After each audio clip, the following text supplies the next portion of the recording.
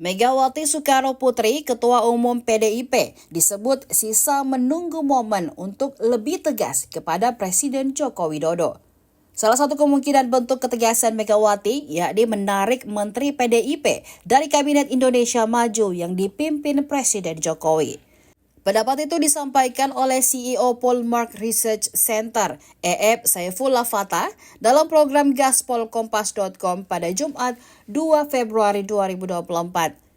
EF melihat Megawati sudah menunjukkan kekesalannya terhadap Jokowi secara tersirat pada kampanye akbar di Bandung 2 pekan lalu, di mana Megawati dalam pidatonya itu menyinggung politisi aparatur negara.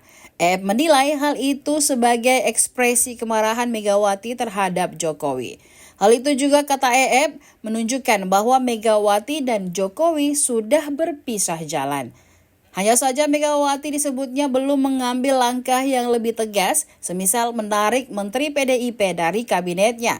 Menurutnya, Megawati sedang menunggu momentum yang tepat. Ia menjelaskan momentum itu seperti bandul yang bergerak dari sisi berkelanjutan dan perubahan.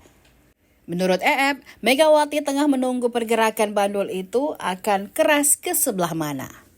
Download Tribun X sekarang, menghadirkan lokal menjadi Indonesia.